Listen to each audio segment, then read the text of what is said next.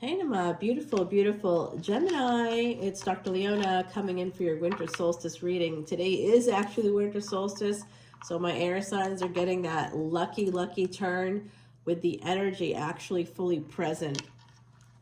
Yeah, guys, I mean, it's going to be an interesting 6 months ahead. This is energies that are going to be connected to the movement of Mars retrograde going from Cancer into Gemini, which is your sign. We also have Uranus making a big 7-year move from Taurus into Gemini. And if you're saying, no, that's not true, yes, it is. I am a Vedic astrologer. I use sidereal astrology. And when I say astrology, I mean astronomy. I come at it from that space. I actually typically have a telescope where the Christmas tree is. And if you're like, that's a tiny tree, you're right, it is. It's not the only tree. It's just the tree that's right there. And it's a memorial tree for tiny human number 1, okay? So that's that tree right there. It's such a cute tree, guys. It has all of her little stuffed animals on there.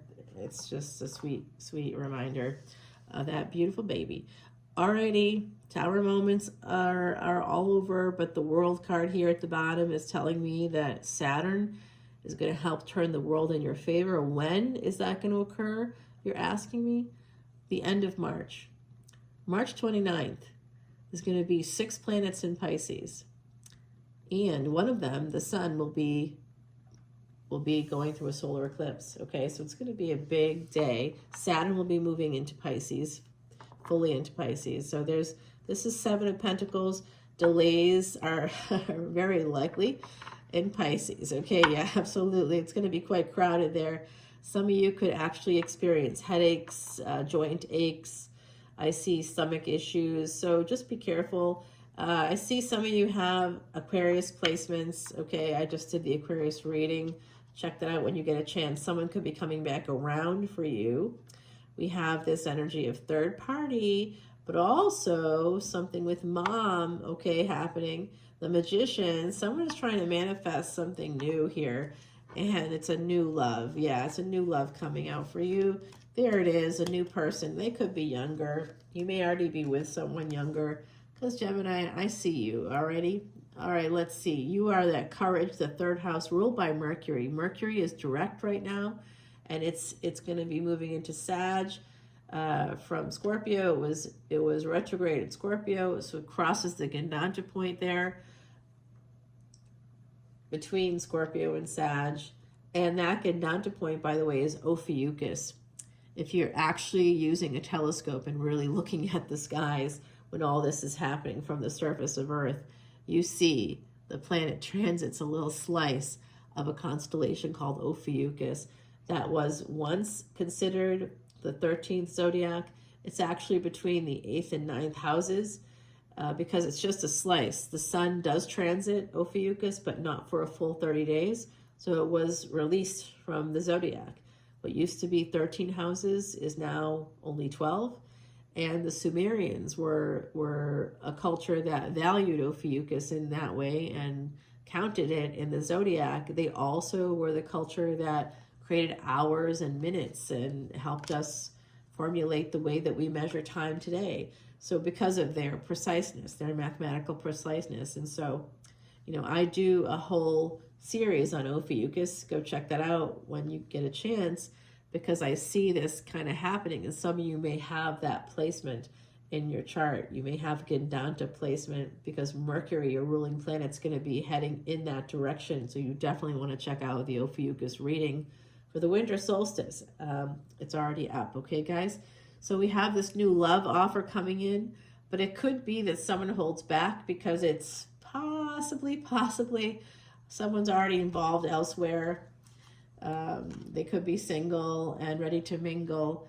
They might be sliding into a lot of people's DMs. Be careful of that energy. And here you are coming out in the 5th card, okay?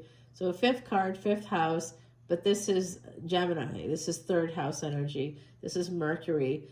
And this is a person that's meditating. They have the ability to use a sword. They have the ability to earn money. They have the ability to do all the things.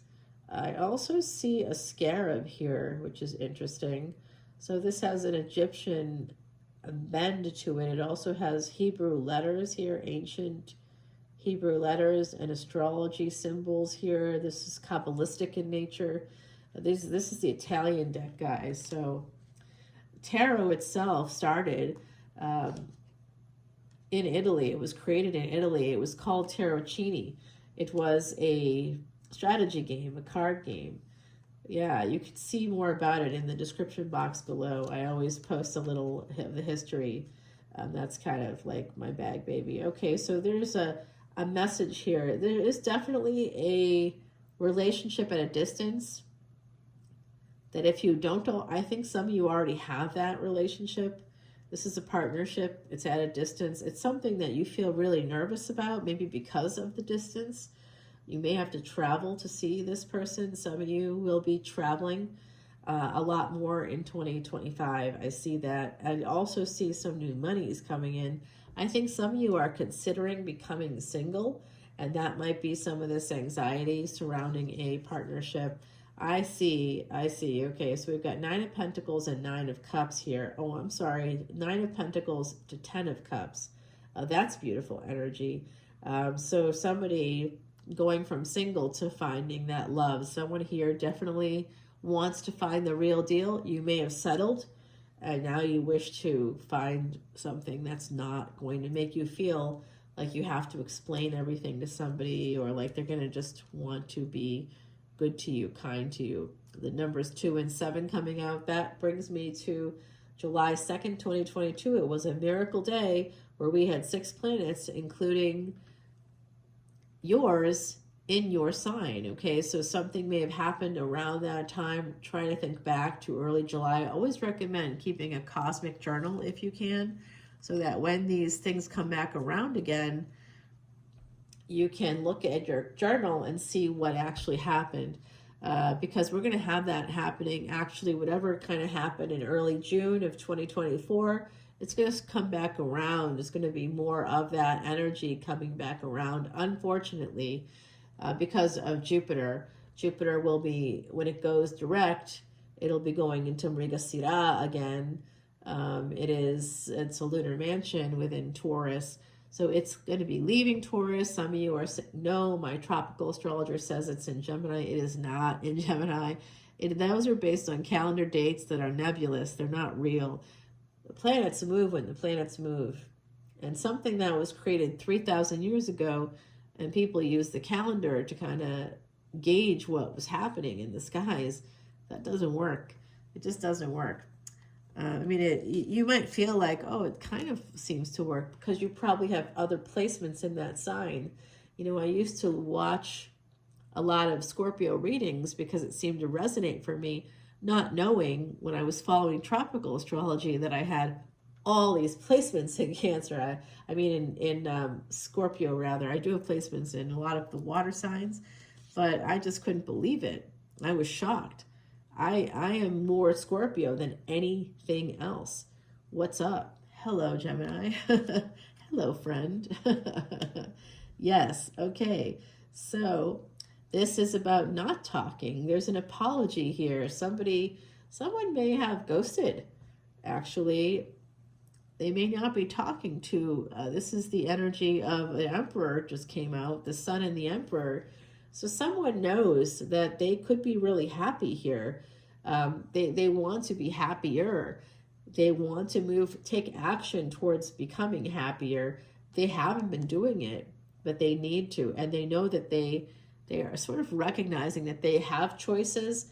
It's going to be like that with this changeover, because when the nodes of destiny move into the 5th and 11th houses, especially with Rahu, or that North Node in Aquarius energy, that's where it lives. That's one of its power centers, along with it's exalted in Capricorn. When it's in Aquarius, any house that's ruled by Saturn, having Rahu there, brings money, brings gains. So just know that there's going to be some kind of a gain coming in for you during that time, my beautiful, beautiful Geminis. That's going to be taking place in mid-2025 until like December 5th of 2026. It doesn't mean you'll be getting gains that whole time. You're probably going to start to see them happening around November of 2025. All right, those are my predictions for you. Amazing things happening here. This Emperor, and then we've got the Queen of Wands. Huh. Well, that's how they think of you, maybe, or how you think of somebody as a Queen of Wands, someone that's available and open for business, someone that has a lot of opportunities. I do think someone here, this Emperor, wishes to push through the burdens here. They want to have this energy of this Three of Cups. They want to get together. They want to have happiness. They may even want to get married. Like, this is a Cancerian energy here. We've got Aries, Scorpio coming through. Leo is present, of course, with that sun. Wow, we have Gemini, of course. You are here. You're fully present in your own reading. So these are just some of the things that I see happening here for you. And there's definitely a relationship, a new partnership on the horizon for you. But it's about you making that choice. You are courage. You're also having courage within your choices. You will get wish fulfillment, Gemini, based on your choices. What is wish fulfillment? Wish fulfillment is making your heart's desires come true. Since I was 4 years old, I wanted to become an attorney.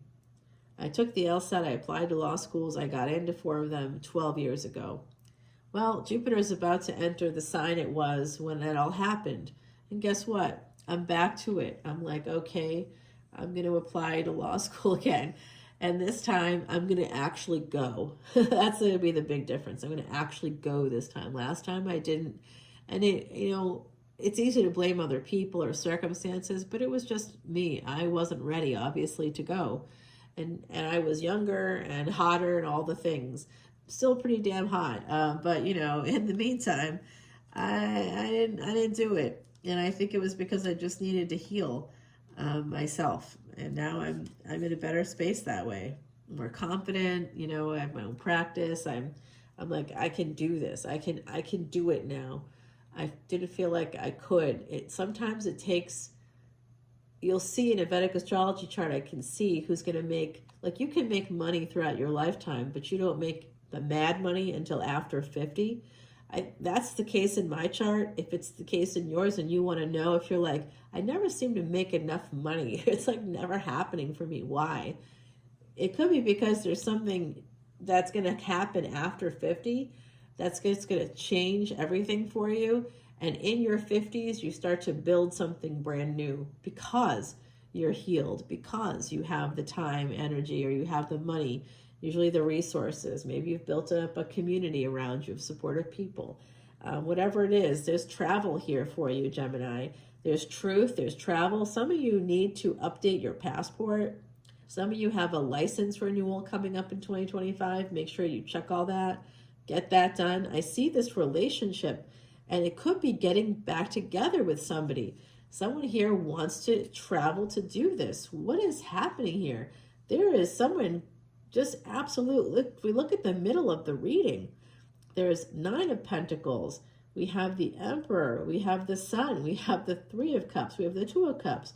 We have the Ace of Swords. And we have that beautiful 6 of Swords energy of moving towards this. This is all travel, pushing through the burdens, moving towards this. Someone is manifesting this Queen of Wands, or if you're the Queen of Wands, they're manifesting you.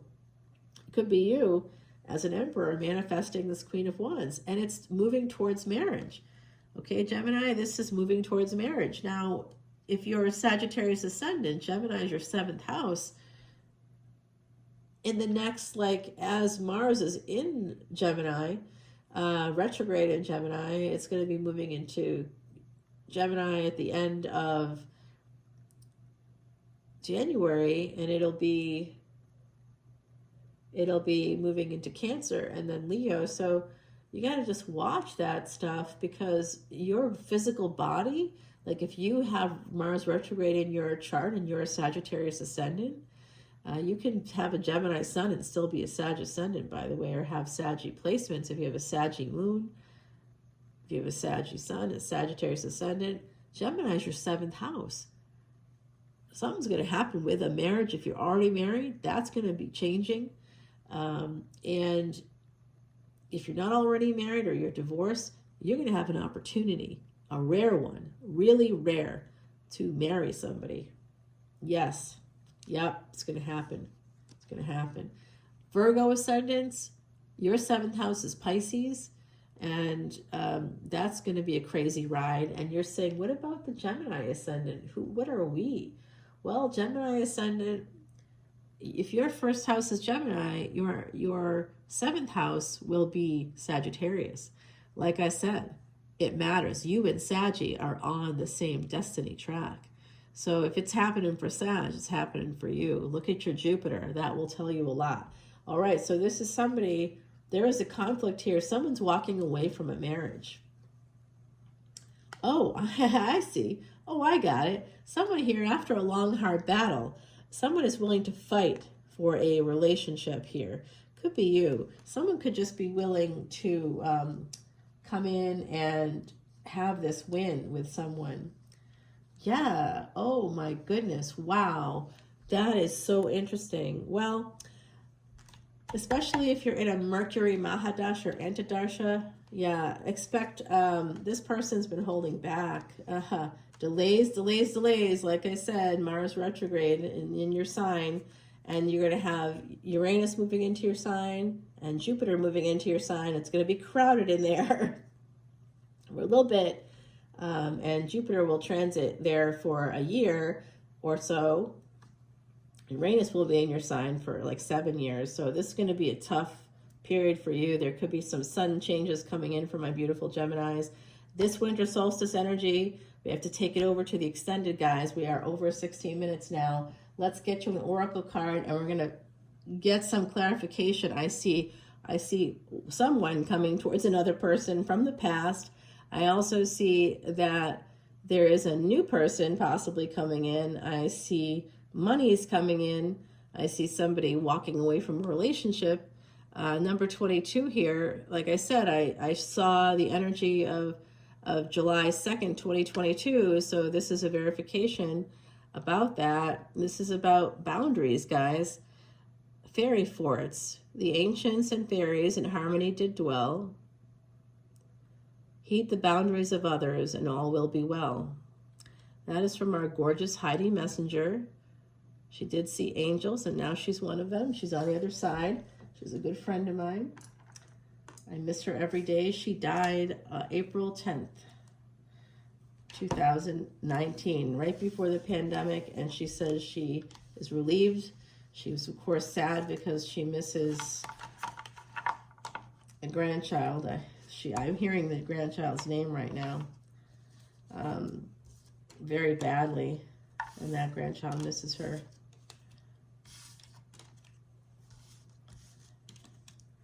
Well, guys, I will see you over on Patreon. I'm clearing the decks. We're going to start the extended reading. Come on over, and I'll see you there. All the info's in the description box. Be safe, not sorry. Have a happy winter solstice. See you on Patreon, guys. Bye now.